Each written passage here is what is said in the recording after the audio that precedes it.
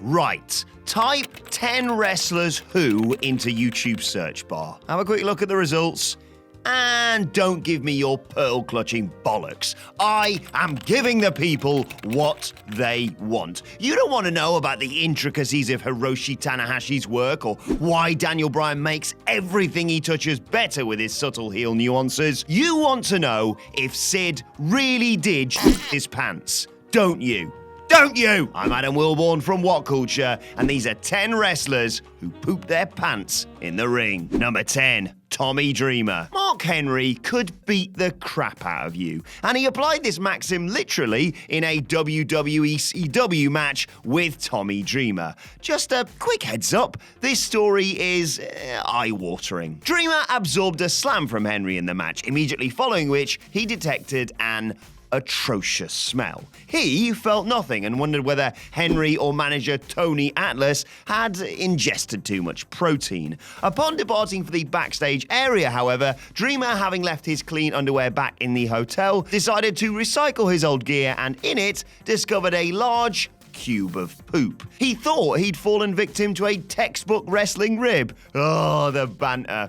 But then, remembering that Randy Orton worked Raw at the time and thus wasn't in the building, sought medical attention. The doctor explained that this was, quote, compacted old meat that had resided in the upper bowel before the force of the world's strongest slam knocked it straight out of him. Number 9. Steve Austin. Tempted though we are to include Tama Tonga, who figuratively himself during last year's G1 climax, let's instead focus on the literal side of the brief. Steve Austin admitted in an interview to actually defecating himself in a match with Yokozuna, blaming the dietary change enforced by a tour of South Africa. Yeah, I believe you, mate. In addition to his rather large opponent, Austin had a downstairs accident after taking a slam. For those interested, and you clicked on the video so you clearly want to know, it wasn't like a gigantic shit, Austin revealed, but I sprayed.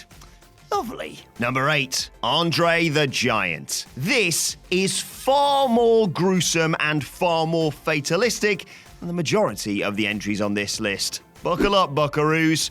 Bad news, Allen was in position to take Andre's trademark butt bump with the back of his head slouched against the middle turnbuckle. It was at this moment, i.e. literally the worst possible moment, that Andre lost control of his bowels. Allen was so repulsed that he escaped to the stands and was unable to bring himself to finish the match because, and this is disgusting, but you did click on the video and this is your fault, Andre the Giant's poop oozed too rapidly into his face.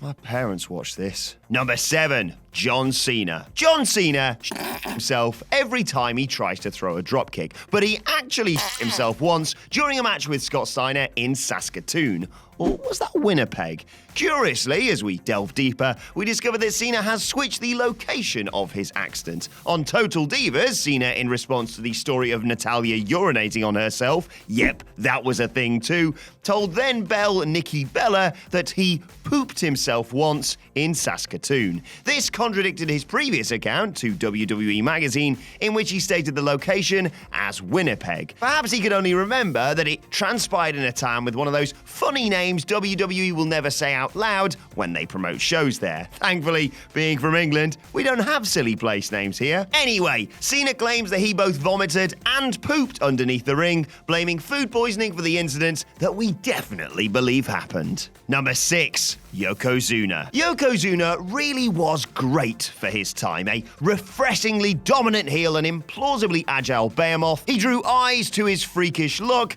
and kept them wide open for his work. Regrettably, he is remembered mostly for his physical deterioration. But also that time he shat himself on a tour of India. Suffering from diarrhea, Yoko was set to land his Banzai drop in the face of longtime rival Bret Hart. And that's me not sleeping tonight.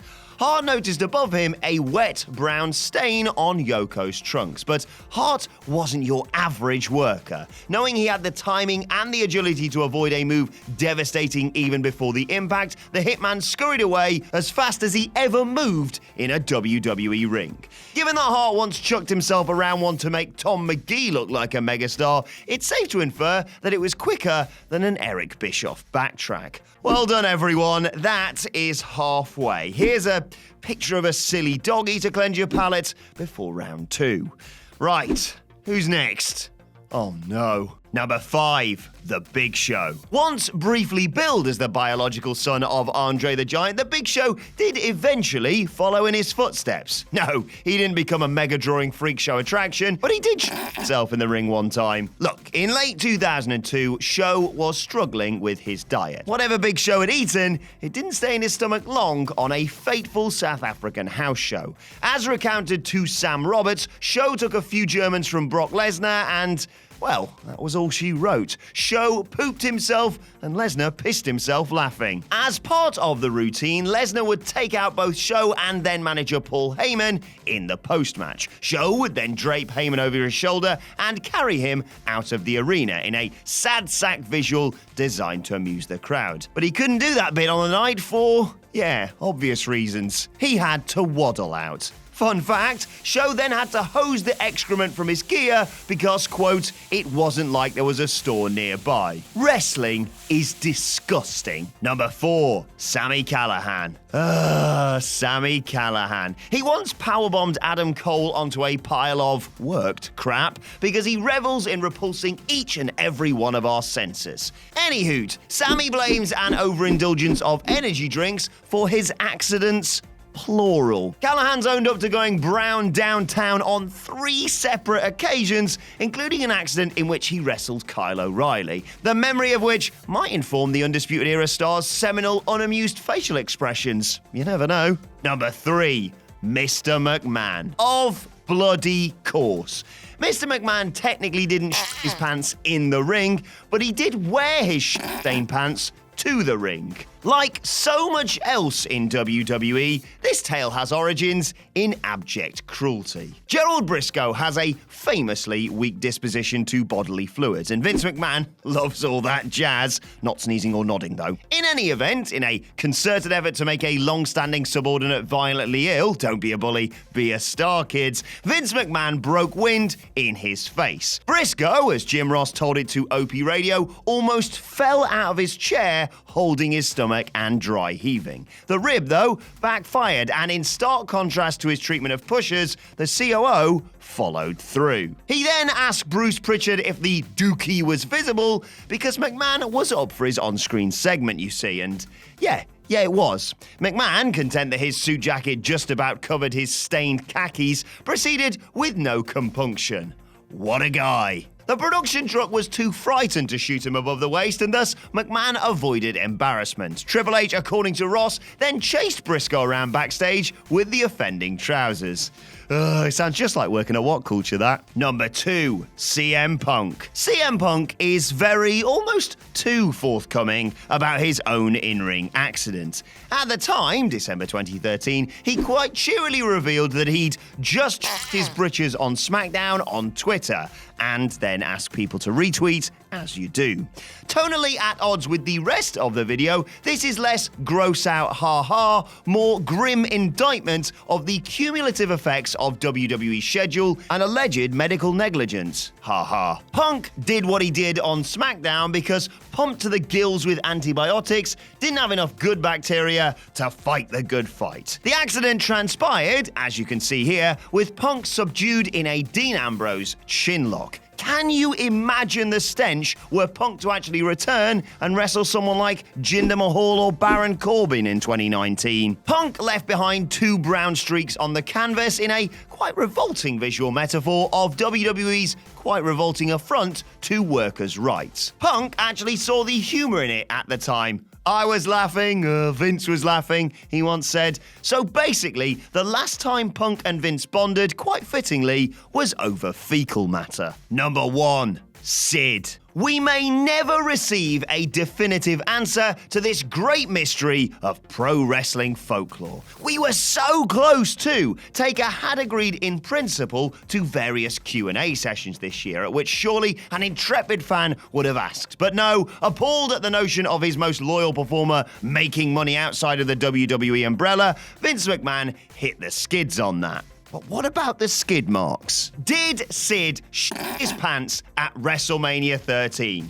The world needs to know! More tight of lips than of sphincter, Sid ain't telling. Sid figuratively himself by once bragging about having half the brain that you do as part of his super genius bit, but literally, I'll tell you what, let's examine the evidence. Exhibit A, no smoke without fire. Next up, Sid is an endearing punchline, so if this was going to happen to anyone, here is a surefire candidate. On top of that, according to Ilana Mazer, MD, Assistant Professor of Gastroenterology at the Icahn School of Medicine at Mount Sinai, the primary cause of crapping one's pants is, quote, incomplete evacuation of stool, end quote. Sid's mind often wandered, at the turn of spring, to the softball season. Was he too worried about making the first pitch to concentrate on the task at hand?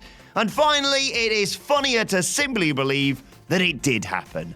Case closed. And that's our list. Did we miss any out? Let us know in the comment section below. And don't forget to like, share, and subscribe. And check out our wrestling podcast by searching for What Culture Wrestling on either iTunes, Spotify, or wherever you get your podcasts. And you can check out some more of our recent videos here. Thanks for watching. I've been Adam from What Culture, and I'll see you soon.